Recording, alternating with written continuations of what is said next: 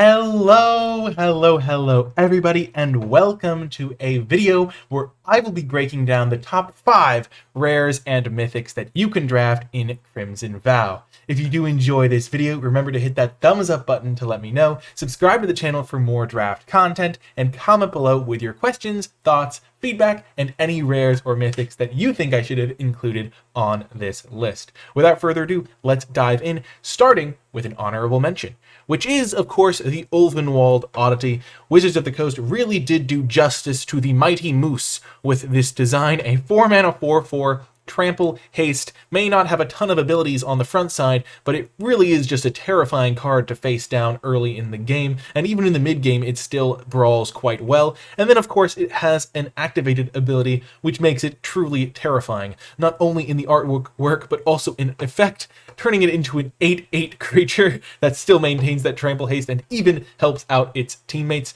It just really ends the game very quickly once you activate that ability. So playing this early in the game, hitting them for like 8 damage when they really can't deal with a 4/4 Trample Haste, and then once the game stalls out, you just have this inevitability of you're just going to win the game. It's just an absolutely terrifying card. You can even activate it at instant speed, so you don't have to like necessarily let your opponent blow you out with a bounce spell or something like that. You can like hold up your mana and then like wait until their end step or things like that. So it's a really, really powerful card, and the fact that it's not higher on the list is an indication of some of the power level we have yet to see.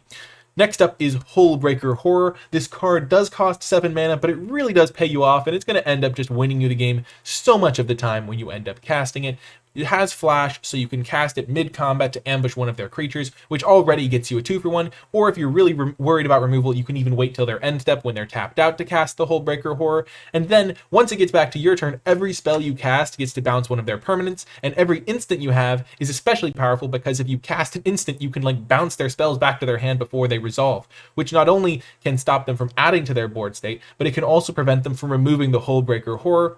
Also, if your opponent does have some sort of effect that could kill the horror and you don't want to just bounce it back to their hand, you can even just bounce the Hullbreaker Horror back to your hand because it just says return target non-land permanent to its owner's hand. So it's not just the opponent's creatures or spells. So you can actually do some shenanigans with your own creatures if you want to reset an enters the battlefield trigger or something of that nature. So it's a really, really powerful card. Hullbreaker Horror is expensive, but it really is worth that cost. It's the sort of card where you draft it and then you just know that eventually you're going to draw your card and you're going to win the game, so you can kind of just sit back, play defense until that happens. So very, very powerful card.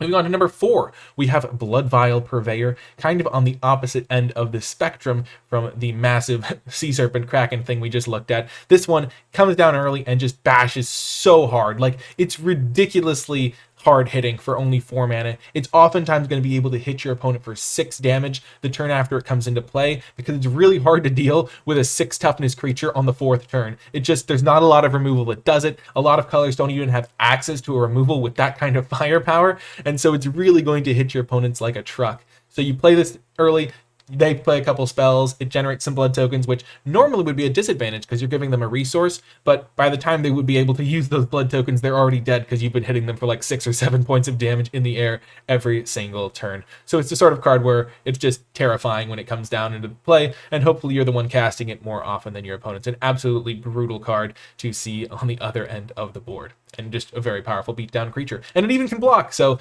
if you do want to be more defensive, even though they're going to be generating those blood tokens, you can still just block with it, and it just brick walls any aggressive creatures pretty much.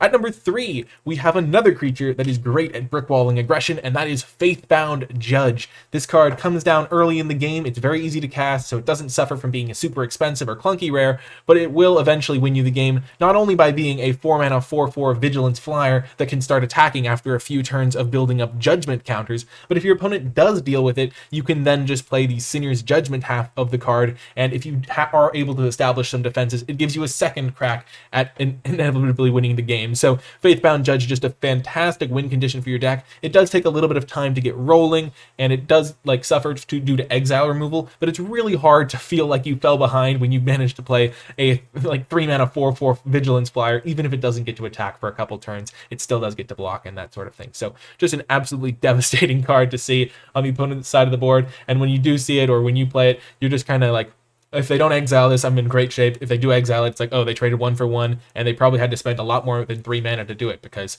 4/4 is massive on the stats side of things. Moving on to the second best rare or mythic in the set, we have Toxrill the Corrosive. This card, once again, an expensive one, but once again, it pays you off massively from putting it into play. It pretty much gives your opponent a one-turn window to kill it, which, once again, is not easy because it is a 7/7 creature, so some colors don't even have the ability to deal 7 damage or deal with a creature this large.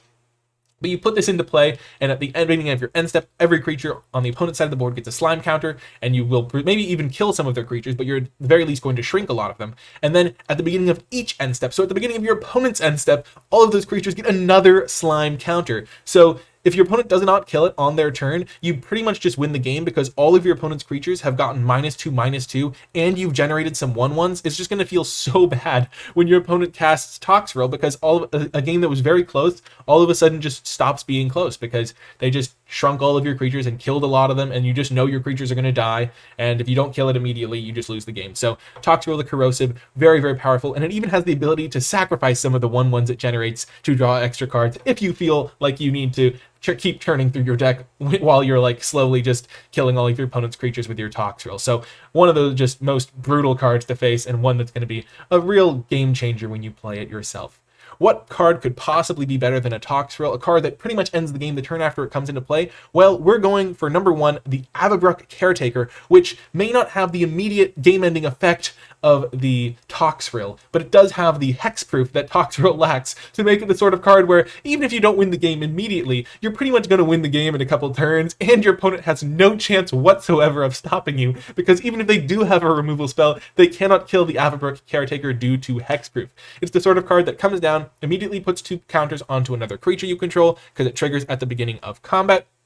So 6 mana for 6/6 worth of stats that only grows from there by putting more counters every single turn. And if it does ever become nighttime, you basically can't lose because all of your creatures, all permanents you control have hexproof. So even your lands or your enchantments, your opponent cannot interact with you.